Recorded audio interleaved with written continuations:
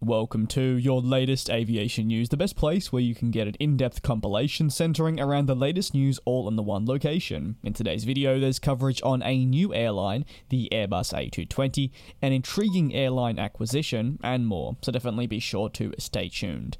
Let's, however, get underway with the Airbus A220, which has entered in the past week or so on an Asian Pacific demonstration tour, initiating the tour, if you will, in Sydney, where it was actually a part of the major announcement from Australian airline Qantas regarding their own order for Airbus aircraft, including that very A220. It continued on, with the European aircraft manufacturer noting themselves the importance of the very demonstration tour they were putting the aircraft on, which took this very aircraft for Air Baltic to places like Sydney, Singapore, Hanoi, and finally Tokyo in Japan. Demonstration tours can be essential for aircraft manufacturers, and I want to explore them shortly. However, if you're like me, you like traveling, and if you're also like me, you'll often get screwed when booking long-haul flights and have layovers of 8+ hours at certain airports. You'll therefore mindlessly scroll the App Store, hoping to find a game that you'll enjoy to kill the time, if you're also like me. That's where Fishing Clash comes into play. With great graphics, similar to traveling, the game takes place in different locations around the world, and you're going to get to experience many different types of fish. Now, there are very similar parallels here to our love for plane spotting. You thought it couldn't get even more similar? Well, both can be a game of patience, from catching that plane you really want, that say you've got to wait 2 hours for, or catching a specific rare fish.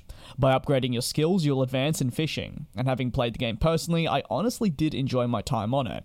With weekly events, even after the 10+ hour layover, or maybe the 30-hour plane journey, there's definitely a reason to come back. And if you like a sense of accomplishment, catching the different fish can be very rewarding, giving off a similar feeling to filming that all-important livery. You can support DJ's Aviation for the long term by downloading the game via the QR code on screen or the link. You can also use the gift DJ's Aviation with no spaces to get a 3-star rod, 1 mythical lure, 50 luck power-ups, and 30 way power-ups. Essentially, $20 worth of stuff for free, and there's a guide on your screen now on how to accept this very gift. This is only also for new players. Now, of course, I did mention the element of demonstrator flights and how they can be necessary within the aviation industry. Well, that's as your Airbus, in this sense, could go to various countries where they believe their A220 could thrive and conduct various meetings with executives of airlines, allowing them to get a hands-on look at the A220 itself before, say, they've committed to an order.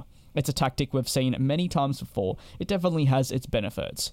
Product briefings are also offered on these demonstrator flights, and the opportunity for not just the executives, but even down to mechanics, engineers, pilots, and technicians of airlines to explore the aircraft. With fleet renewal being a very important talking point when discussing airlines and the future, it isn't hard to see why these demonstrator flights can definitely be a big hit if, say, the aircraft manufacturer themselves get the aircraft positioned into locations where they believe it will be a success. Onto a new airline within the aviation industry. It seems like they're appearing left, right, and centre, and it's certainly exciting. While consolidation is happening, new airlines emerging does bring a breath of fresh air to many markets. Moving inside Italy, we've had a lot take place in the past year with the collapse of Alitalia, a very historic carrier. Still, that one also had quite a lot of history within our industry, and following their collapse, we saw the subsequent launch of ITA, and almost I would best describe it Alitalia 2.0. Now there's Aero Italia. By the end of this calendar year, Italy's newest airline is hoping to have a total of 10 planes within its operations.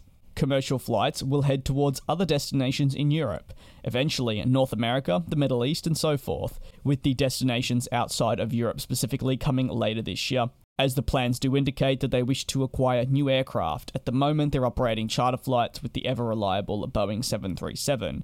They're also an airline that is eyeing the Boeing 787 for its future international operations that would also see them head to Latin America from Rome.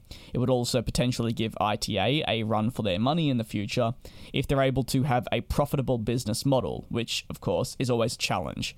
With over 2,000 employees, hopefully by the end of 2023, they know that they're going to face challenges. Still, they're hoping to push through and now not be entirely low cost, but be an airline that generally takes a lot of time to make sure that their operating costs are as low as possible, while also being transparent with their customers and the public, hoping that the honesty and also transparency will make them a leading force. Now, what do you make of Aero Italia? I think it's very interesting, and I'm very intrigued to say the least on how they will fare. They're going to no doubt experience challenges. I think it may be tough to get to a profitable spot, but we shall await and see what ends up happening.